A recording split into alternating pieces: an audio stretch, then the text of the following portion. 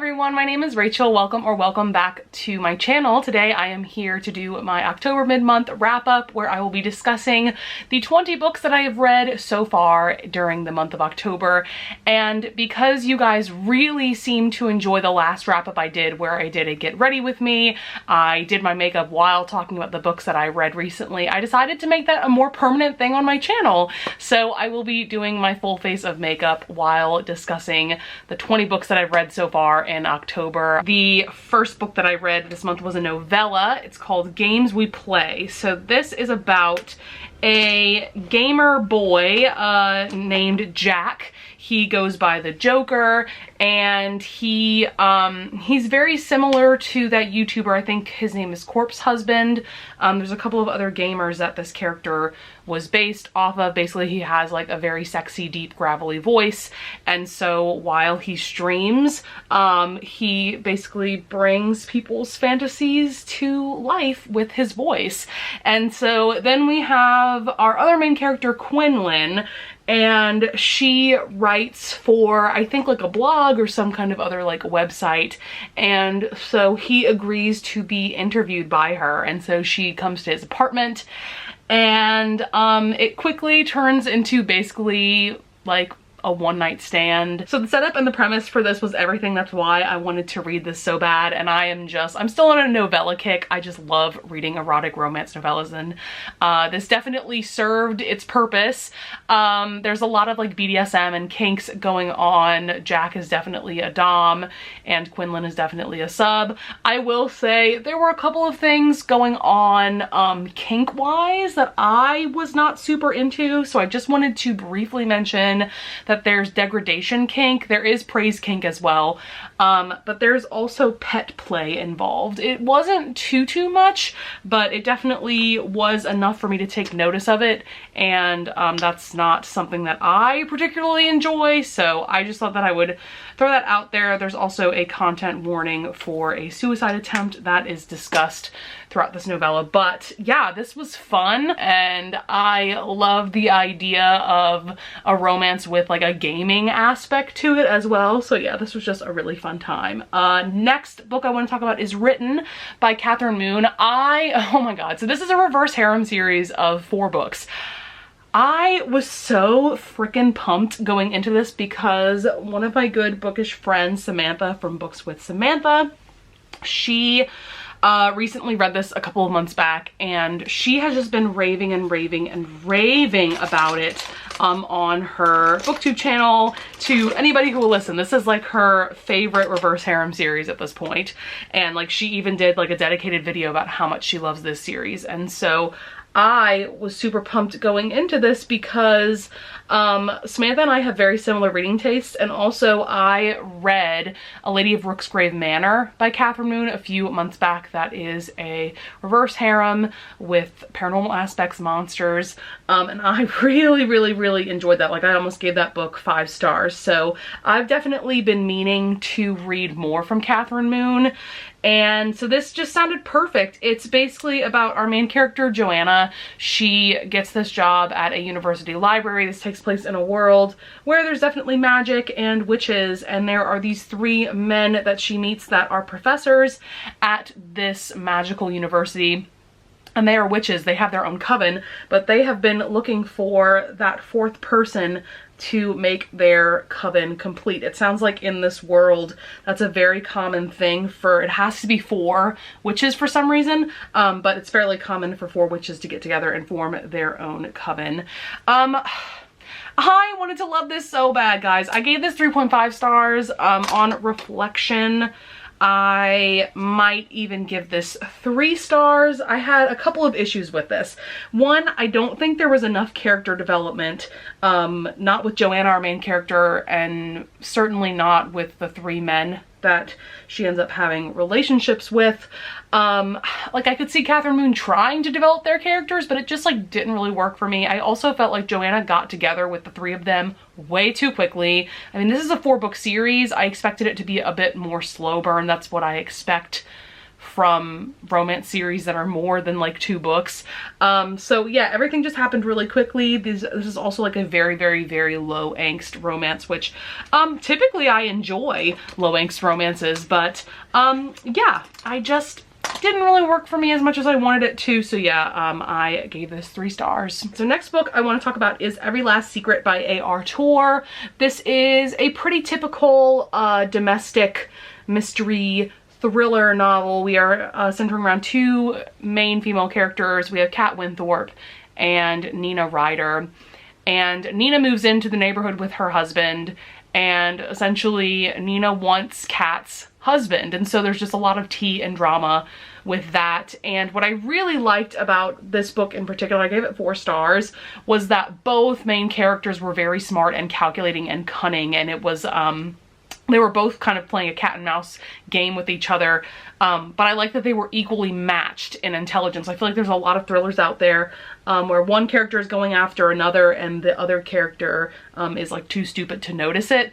But yeah, they definitely know that the other is kind of out to get them. And yeah, I mean, definitely wasn't the most like innovative thriller out there by any means, but it was just a really fun time. So yeah, 4 stars. And then the next books, ooh, I'm trying to use loose face powder right now and it just like went everywhere. Love that for me. Next 2 books that I read that I want to talk about are the last 2 books in the Night Huntress series by Janine Frost. So that's books 6 and 7. So yeah, this is a paranormal romance or an urban fantasy romance series, and we are centered around our 2 main characters. We've got Kat and Bones. Kat is half human, half vampire, and at the beginning of book 1, she is just trying to kill all the vampires because she believes them all to be just terrible monsters. And then we have Bones, who is a full vampire, and yeah, they get together throughout this series.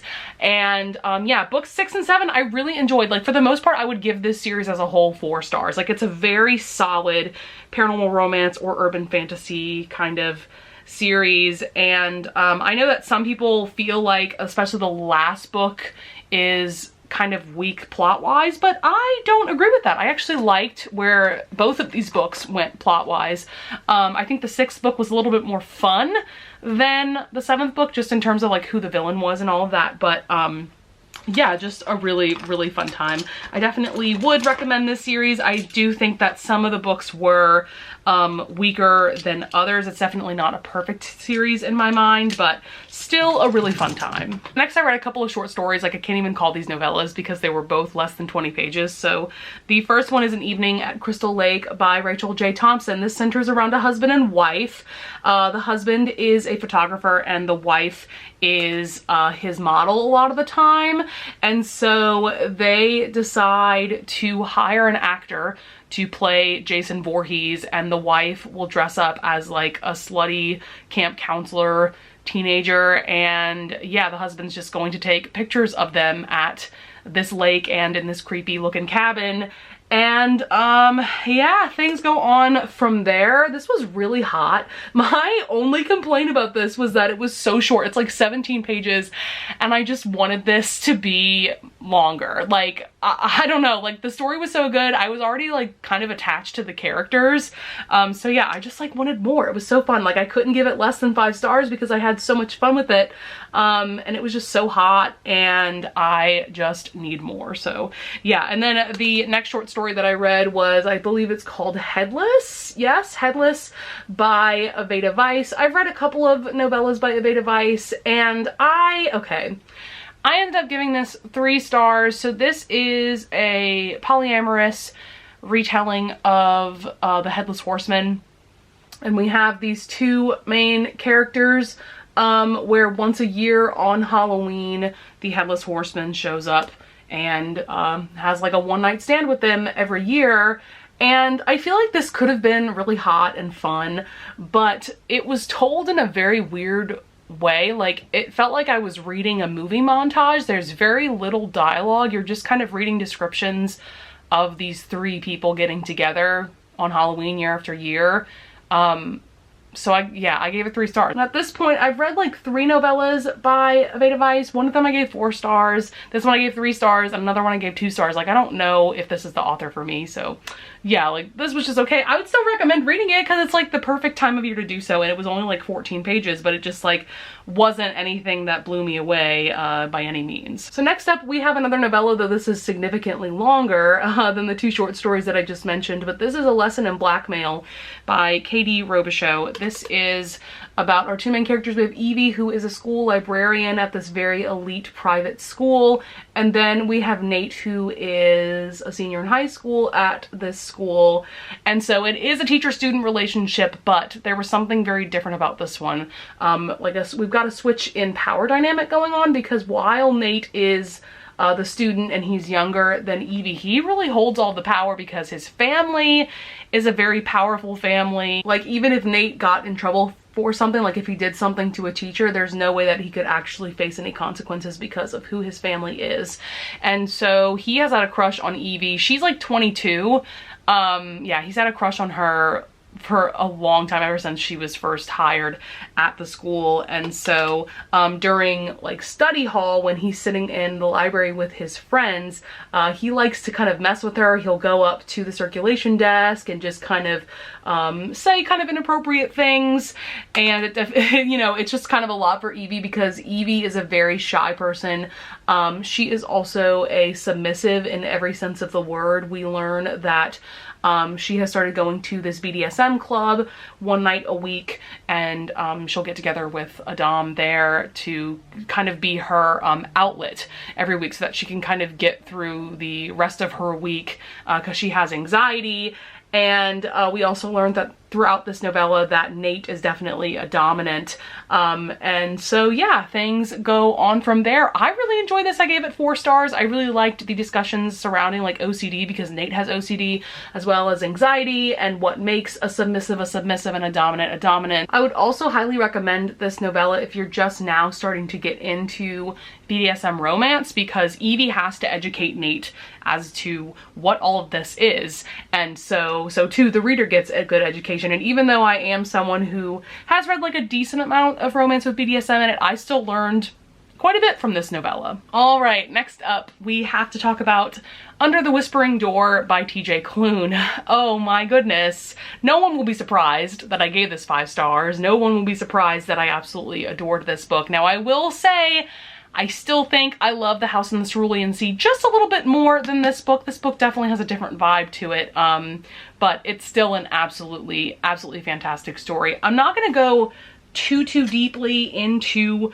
what the plot of this is, just because I went into this book completely blind. The only thing that I knew about it was that it was kind of inspired by A Christmas Carol, which is one of my favorite things ever.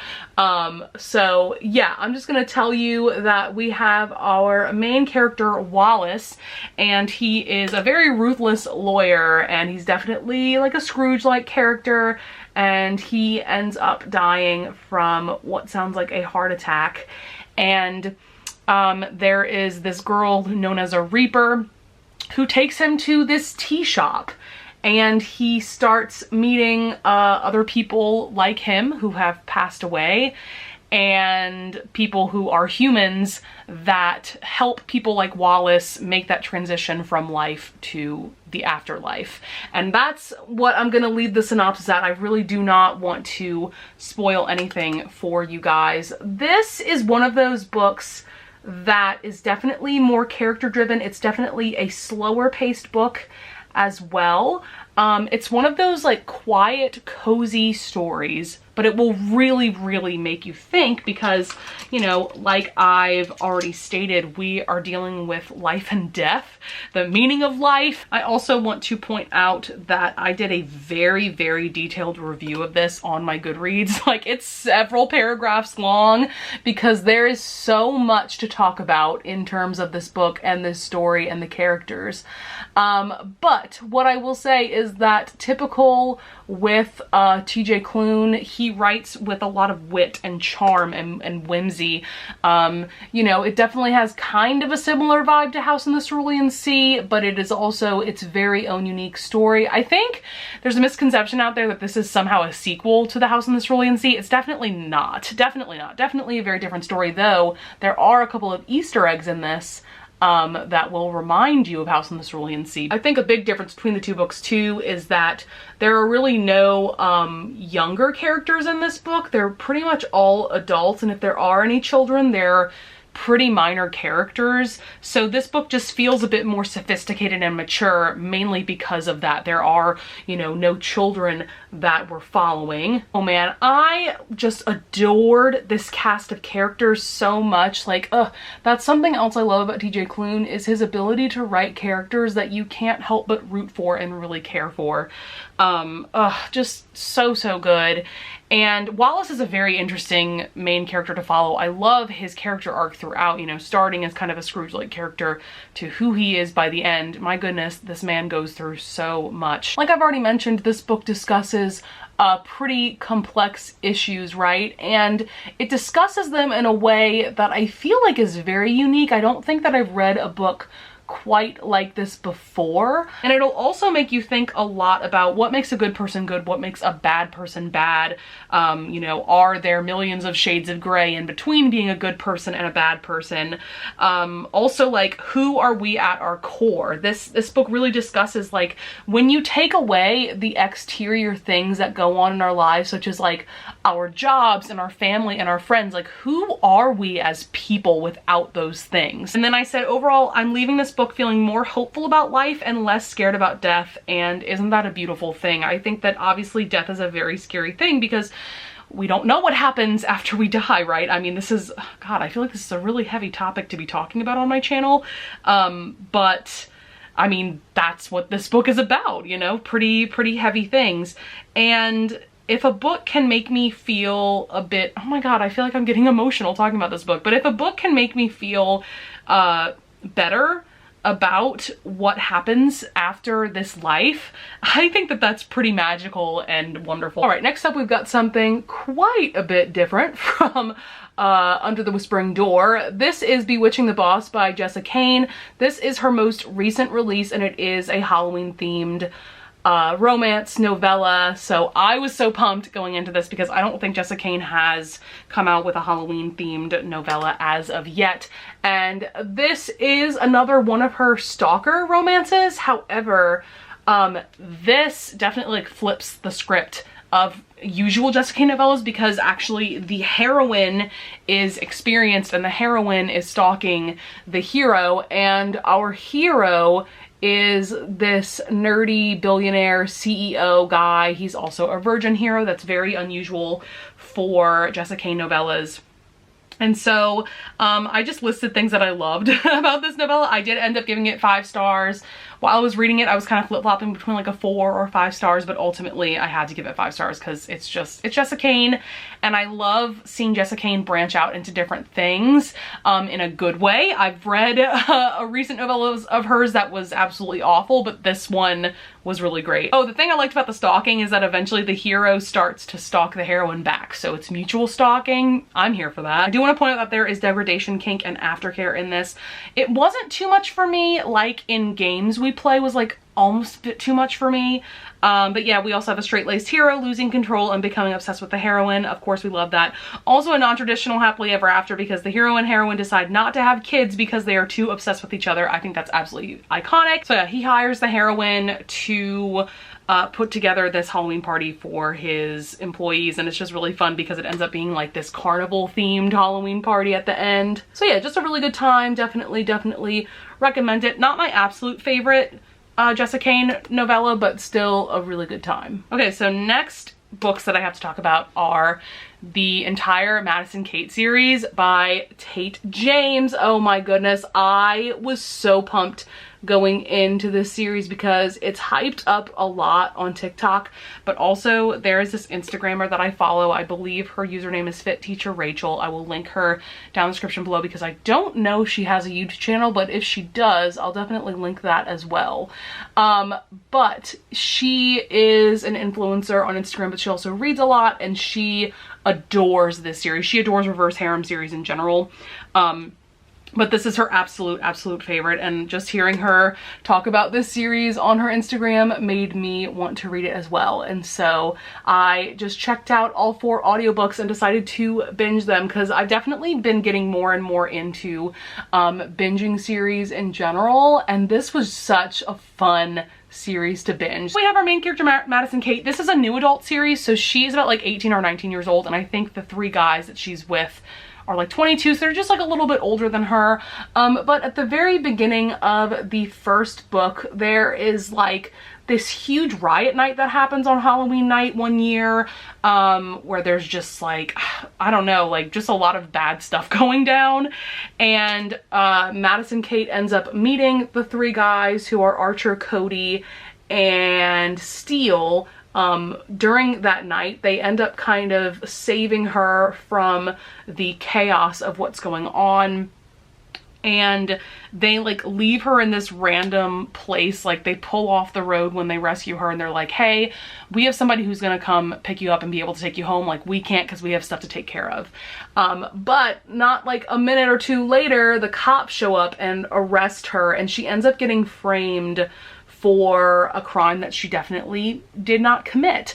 And so she truly believes that these 3 guys framed her and that they are actually the culprits. So the reason why this first book is called Hate is because she absolutely despises these 3 guys, and understandably so, because, you know, now even though she ends up getting acquitted of the charges, she's still she still has some sort of like criminal record. It's not easy for her to get work. And she comes from a very wealthy family. She ends up moving to Cambodia for a year to stay with a relative. But yeah, after a year in Cambodia, she comes back to the States, and it turns out that the 3 guys that she met on riot night, Coty, Archer, and Steele, are now living in her father's mansion.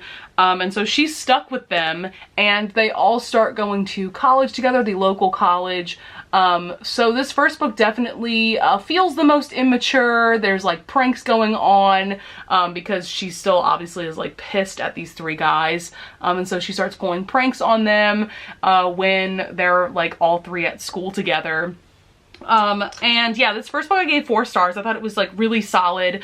What's cool about this series is that, you know, we've got the new adult vibes going on, like I said, of this reverse harem, but Madison Kate is also dealing with a stalker situation, and the guys are very protective of her. And so they are trying to keep her safe, and I really liked that suspenseful element to the story. You know, this series does get a bit convoluted though, because in like books 3 and 4, I think that's when this is introduced. Not only does she have the stalker that she's been dealing with this whole time, there's a separate person trying to just straight up murder her. So we've got 2 people that are after MK. And books 2 and 3 in particular, I absolutely adored. I gave both of those 5 stars. Like I said, I gave the first book 4 stars. I thought it was, you know, really solid, but just not as amazing as books 2 and 3. I loved the development of the relationships that she has with these 3 different guys. I still don't know who my favorite is. I feel like most people who read this series have a very clear favorite amongst the love interest. I kind of equally love all 3 of these guys. It's just a good time. I will say book 4, which is called Kate, I ended up giving that book 4 stars just because like the plot gets a bit convoluted in terms of, like I've already mentioned, we've got 2 people after MK, and it just becomes kind of a lot, and there's a lot of like, I don't know, family secrets going on that MK has to deal with, and yeah, I don't know, it became a little too much. But like I said, books 2 and 3 for me were like absolutely fantastic. So I wholeheartedly recommend this reverse harem series. Next up we have No Rest for the Wicked by Kresley Cole. This is book 2 in her Immortals After Dark series. This is a paranormal romance series that I was really looking forward to checking out because it's very hyped. in the booktube community and just kind of in the romance community in general. Like, a lot of people feel like this is like one of those classic paranormal romance series that you have to read if you're getting into the subgenre, and I can definitely see why people feel that way. I actually decided to start with book 2 because I had heard from quite a few people that the romance in book 1 is actually like a lot. Like, it's a very, very like alpha hero that we're dealing with, and I heard that there's like kind of dubious consent a little bit going on, so I definitely wanted to avoid that for sure. So yeah, I just jumped into book 2, and I don't feel like I really missed all that much, especially in terms of like the world building and all of that, like, because all of that is explained pretty well in what is technically book 2 of this series. And so this is an interesting romance because it's between a vampire, whose name is Sebastian, and then a Valkyrie. I can't remember the heroine's name, but that's okay because this book was just fine for me. I ended up giving this like 3 stars. I thought it started off pretty strong because I really, really liked Sebastian's character, the vampire. And then the heroine I really liked as well, mainly because I haven't read many romances about like a Valkyrie heroine. There's even a quest involved in this book, which I thought was interesting. But yeah, I don't know. Basically, as the story went along, I found myself just losing interest more and more. It's definitely not a bad book, not a bad romance. There are actually some really good steamy scenes throughout, but it just wasn't anything that like blew me away or anything like that. So ultimately I gave it 3 stars. I don't even know if I want to try to continue on with the series because that's just how indifferent I feel about this book. All right, next up is, I can tell you right now, one of the top 5 thrillers I have ever read. And that's saying a lot, of course, because I do read a lot of thrillers, and oh my god, this was so good. So this is The Passengers by John Mars. I've read another book by John Mars before. It was called The One, and actually what's interesting is that this book takes place in the exact same world as The One, which is like kind of, it takes place in present day, like 2019, 2020, but it's definitely a bit more of like a futuristic world. There's a bit more science fiction going on in both of these books. And so in this world, this takes place in the UK because John Mars, I believe, is a British author. And so this is in a world where self-driving cars have taken over the roadways, at least in the UK. And it sounds like it's something that is going to eventually take over the whole world. And so this book centers around, I would say like 6 or 7 major characters. So in the very first chapter, we see these, like, I believe 6 people get into separate driverless cars. It sounds like these are all like taxi cabs essentially. So while these people are trying to go to their own destinations, this voice comes over like the speaker and tells each of these people, you will get to the destination that I decide in 2.5 hours, and it is very highly likely that you will be dead in those 2.5 hours. And things quickly escalate from there. Like, talking about starting this book off with a bang. Oh my god. This is one of those books that will definitely keep you on the edge of your seat the entire time. Very typical of John Mars because, like I've told you guys, I've read one of his books before, which is The One. Literally a plot twist in every chapter. Like, every single chapter ends with a very different plot twist. Yeah, I feel like I can't say too much more about this book because it is a thriller in every sense of the word, and I don't want to spoil any of the reading experience for you, so I cannot recommend this enough. I actually would recommend reading The One first because of the way that this book is incorporated into that story. This book kind of takes place after that book, though you definitely don't need to. You could definitely read this as a standalone, but I think that you would enjoy this more if you read that book first. Next up, we have Evil Twin by Katie Wilde. This is a fantasy romance novella. I've been looking forward to reading this for a very long time because it's been checked out on my Kindle Unlimited for like several months, and I finally just bit the bullet and read it. So the main character in this story is Bane. He has a twin brother, a slightly older twin brother by like 4 minutes, and so because of that, his brother is the king of this kingdom and not Bane. But Bane is definitely the more competent one of the two of them. So Bane has just been scheming all these years to be able to take the kingdom from his brother, and so he comes up with this plan. There is this woman, Saphira, who is coming to visit their kingdom because her parents want to form an alliance with Thomas and Bane and their kingdom. So the plan is for Thomas to marry Saphira, but Bane decides that he wants to take Saphira for himself, and if he has sex with her, then she would be forced to marry him instead, and then he could take over the kingdom, essentially.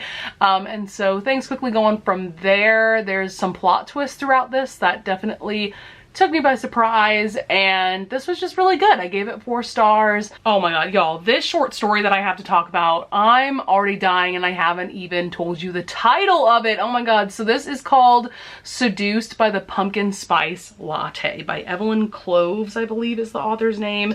This story was like 17 pages. Very, very, very, very short.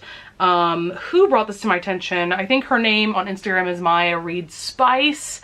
And she is also a book talker, but I found her via Instagram, and she is like the queen of finding the weirdest, and I mean the weirdest, romances on Kindle Unlimited and reading them and recommending them to her viewers. And so I don't know that she's read this one yet, but I just remember her seeing a TikTok from her where she went and found like weird Halloween themed short stories and talked a bit about them. And so okay, this is literally the funniest thing I've ever read. I can't tell you guys how much I was like howling laughing while reading this novella. It's definitely written to be satire. You can tell that it's written to be ridiculous. It's definitely not supposed to be taken seriously by any stretch of the imagination. We're following a main character who loves pumpkin spice lattes, and I mean loves them, and gets like immense pleasure from drinking them, okay? And I think I'm just gonna like leave the synopsis as that. Basically, she meets 2 people at the Starbucks who are like-minded individuals, and things get steamy from there. This was just absolutely ridiculous and hilarious, and the perfect thing to read for this time of year. Okay, so we just have 2 more books to talk about. The first one is a novella. It's a reverse harem novella called Scream for Us by Molly Doyle. This came out very recently, actually. I think it came out on like October 12th. And I think I heard about this novella from Maya Reed Spice again. I think. I can't remember. But this has such a cool and fun Halloween-y premise to it. We have our heroine Quinn. She is at this Halloween party just kind of by herself. Like, she has some friends, but she's definitely kind of a loner, and she meets these guys. One is dressed as, what is it? Ghostface from Scream. The other is dressed as Jason Voorhees, and the third guy is dressed as Michael Myers. And so things very quickly turn steamy. This, oh my god, I gave it 5 stars. I thought it was absolutely fantastic. You know, this just totally serves everything you could ever want on like the steam element. There's also like horror movie vibes because of like who these guys are dressed up as, and because there's like a lot of violence involved, because it turns out that these 3 guys are, I would say that at least one of them, but probably all 3 of them are psychopaths, basically. So there's like murder and violence going on because they all quickly fall for Quinn, and so they decide to harm people that have been not so nice to Quinn, essentially. So I wanted to mention that there's, you know, kind of like slasher movie elements to this, and I just thought it was like the perfect amount of messed up for this vibe and for this story. Like, it was just such a good time. Like, the perfect novella to read for Halloween for sure. There's also like praise and degradation kink, mask kink,